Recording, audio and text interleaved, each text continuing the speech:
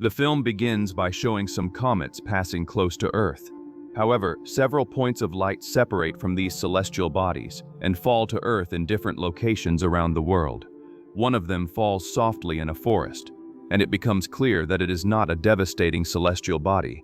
The next day, we meet the Meteors family, who lives in a house in the countryside, far from the big city. We meet the little girl Rosemary, who likes to record random videos, but preferably of animals and insects that she usually finds around her house. While she films 2 dead bees and narrates a fictional story, the radio reports on the meteors seen entering Earth, stating that the unexpected observation left groups of researchers confused and curious to discover what those objects were, but the meteors quickly disappeared after crossing Earth's atmosphere. Meanwhile, the father, Frank, wakes up and looks to the other side of the bed, still reflecting on his deceased wife. Soon, his daughter calls him to show him the hive forming on the porch of the house, something that leaves her very excited. When her father goes to see it with his daughter, he asks her to be careful because, in reality, it is a wasp nest. After that, she tells her father that she is going to take a walk through the field to make more videos. She is a clever and intelligent girl who likes to do this in her free time. Beside their residence, the farmer named Fred talks with his companion, Mrs. Farn, Andy, about the night having been noisy when the frogs croaked all night long, but now the quiet feels unsettling. The conversation changes subject when they see little Rosemary doing her routine activities. Then, we see the little girl entering a little into the nearby forest to record images of random animals. At a certain point, she comes across a small cocoon high on the trunk of a tree and believes it belongs to some species of small bee. She looks to see if she can observe any bee, but, seeing nothing, returns home, excited to tell her father what she saw. Frank asks her to call her brother, Peter, who is addicted to combat games. When they are at the table having breakfast, Frank becomes upset with his eldest son because he does not respect the moment and does not greet him. It is noticeable that they do not have a very pleasant father and son relationship. The phone rings, and Rosemary answers. She hands it to her father and says it is the neighbor, the farmer Fred. The man asks Frank to go to his property, near the entrance to the forest. When the two are at the meeting place, Fred shows Frank a marked area where part of his property was fenced off and taken by the authorities, without consent, for logging. Furious, he breaks the fence stakes and, minutes later, calls the company that marked the place, angrily stating that they cannot take what is his. Frank wants to schedule a meeting and then hangs up. Still in the morning, Aunt Zoe, a biologist who works for the government, arrives at the property, brightening the little girl's day, as she wants to tell everything she did during the last week. Frank talks with his sister-in-law, and when asked about how things are in the family, says that everything is fine, even though memories of the loss come daily. Zoe says she came to pick up Rosemary to spend the day with her and that she would return the next day. Later, we see Frank talking with Mr. Fred and Andy. They talk about the comets seen the previous night and about how dozens of people are speculating about their origin and the fact that they may be something from deep space sent by aliens. However, for Frank, people should care more about the climate on the planet than about alien deductions. At night, we see Peter with his friends Max and Lucas watching the video of the comet passage. Soon, their friends Diana and Jenny arrive at the farm. The group planned to have a night of celebration, celebrating the final year of college. A few minutes later, we see Zoe camping in the forest reserve with Rose, while they admire the starry sky. While they smile a little and also remember the time they had with the little girl's mother, they see new comets quickly crossing the sky. Zoe, realizing that her cell phone has run out of battery, tells her niece that they need to return to the car. This is also seen by the group of young people watching the night sky and asking if everyone had made their wishes. Seeing that Jenny is staggering because she drank too much, the friends take her to the car. Before leaving, Peter invites Diana, for whom he has special affection, to appear the next day at the family barbecue with the farm neighbor. She accepts and says she will come. Meanwhile, Zoe walks quickly along the trail with Rose and upon hearing a loud buzzing sound, heads with her to the car. At sunrise, they get into the car, and Zoe tries to charge the device, asking Rose to stay calm because she would explain everything later. Zoe turns on her cell phone and calls Cass, but her colleague says she is going to the Security Council and that she would meet her later. However, before hanging up, the researcher says that there is no doubt that the comets carry some living organism from space. Then, the scene returns to Fred's house, where Frank is awakened by Mrs. Andy. While having coffee on the porch, he sees Zoe's car arriving quickly at the property. Confused by his sister-in-law's early arrival, Frank goes to her. Zoe says that the comets are of alien origin, that there is a real danger of them falling nearby, and asks Frank to take his family to a safe place. He becomes upset because he does not believe in these things, asks Zoe to leave and not to put crazy things in his daughter's head. Rose is sad about Zoe's departure, but there is not much to do. While they are having breakfast, a news report states that many nations are researching everything involving space, and most speculate that the comets are of alien origin. Rose becomes worried, and her father tries to reassure her, stating that the event from the previous night was one of Zoe's outbursts, caused by fear of the unknown. However, he will protect her and make her strong, just like her mother. It is the weekend, so the father lets his daughter follow her daily routines. While he is with Fred putting up the fence at the end of his property, Rose walks to the tree where she had seen the cocoon. Arriving at the place, she notices something strange, because the structure she thought was a hive is larger than expected. The little girl looks at the cocoon and feels that something is watching her. Then, she goes to the place where her father and Mr. Fred are. At that moment, they witness the arrival of more workers from the company that wants to take part of Frank's farm. Rose, at her father's request, goes to wake her brother, because there may be trouble and they must prepare. The workers are confronted by Frank, but the boss Tim says they have authorization to take that area for logging. However, showing himself firm in protecting what is his, Frank threatens to take harsher action against the group if they do not leave immediately. Later, father and son fence the property with a fence. During a rest break, they talk about the comets.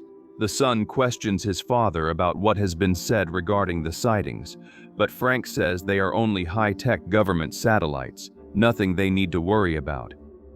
Hours later, they go to Fred's house to take part in a festive moment. While they enjoy the meal, a woman says that on her farm there was a bee and hive breeding area that produced honey weekly. However, something happened and all the bees disappeared unexpectedly. She talks about the fact that dozens of foods need pollination done by bees, and that, if this ends, they will have serious future problems. Hours later, we see Rose going to the barn and recording the environment. Suddenly, she comes across Peter's young friends secretly drinking and smoking cigarettes, something Frank always forbade. She says she will tell her father and runs, locking the barn door where they were. Curious about the attic, Rose goes up to the second floor and checks the place. Suddenly, she finds a strange cocoon that emits a small noise. She becomes afraid, and at that moment, Fred finds her.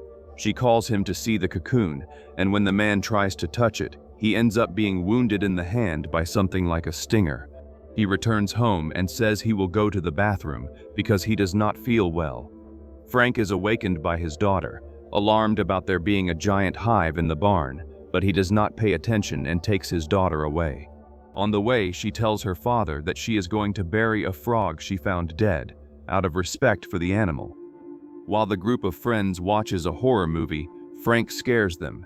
He asks them not to end the gathering too late. Peter steps away and asks his father to talk. He asks if they should not ask Aunt Zoe what she knows about the strange events in the sky. But Frank says they do not have much closeness and that it would be foolish to bother the relative about matters of little relevance. In the forest, after burying the frog, Rose hears something. Curious, she searches for the noise, and when she approaches the fence, she observes Tim's workers cutting the protection. She tries to stop them, but does not have the ability to force them to leave the place. They then continue marking the trees that will be cut down and soon come across the cocoon that Rose had seen. However, this structure is much larger than an adult man and keeps growing without stopping. They approach, and one of them extends his hand to touch it. The scene then shows Rose arriving home and saying that the loggers are destroying the fence and marking the trees on the property.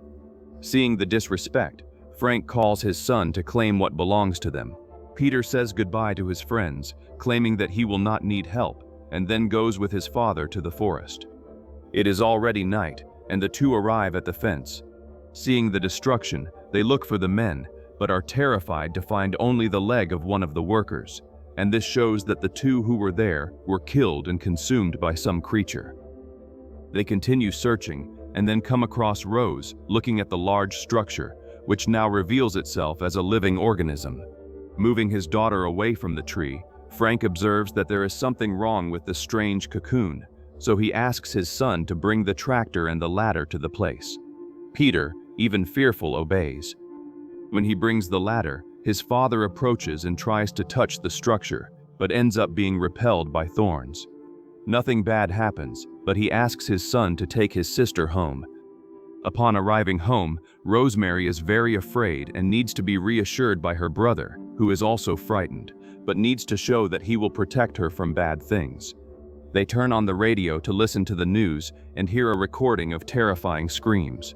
The radio host says that this is the sound that was heard in several parts of the world, and it is feared that it has some relation to the comets seen. Back at his residence, Frank goes straight to the bathroom, where he stays showering for a few minutes. His son calls the police emergency line and tells them about what they found on the property. When asked who had contact with the organism, Peter reveals that it was only Frank. Then, the authority asks to speak with the man. Frank leaves the bathroom and calmly talks with the department that is studying the recent events. He goes outside at the request of the authorities and ends up witnessing dozens of meteors falling to Earth. The agent talks about what is happening and what will happen and asks him to lock himself in a safe place for his own safety and that of his family. He then enters the house and, without giving explanations to his children, locks himself in the bathroom. His appearance is pale, like that of a sick person in their final moments. He checks his body and notices that he is creating blisters and slimy saliva. Understanding that something will happen to him, he goes out and gets some tools. Frank appoints his son as the head of the house and orders him not to let him out of the bathroom under any circumstances. Then, he says goodbye to his children. Frank locks himself in the bathroom and screws in reinforcing boards to prevent his own escape. The children cry, wanting their father, but suddenly, growls and screams of pain echo from inside the room. Imagining that the living organism is to blame, Peter takes a container of gasoline and goes to the place where the structure is. He pours the fuel around the tree, but a drop of slime falls onto his shoulder. Suddenly, a sound echoes through the forest and draws the siblings' attention. Curious, Peter moves away to check what it is, while his sister stays watching the living cocoon. As he approaches the noise, Peter discovers that it is a 2-meter mutant insect creature. Frightened, he runs back to Rose and carries her desperately home. The authorities warn over the radio, asking the population to remain indoors and not go outside until further notice. Worried about her father, Rosemary goes upstairs to see him, but ends up finding the door destroyed and Frank lying inside the bathtub, with his chest wounded, as if something had come out from inside him.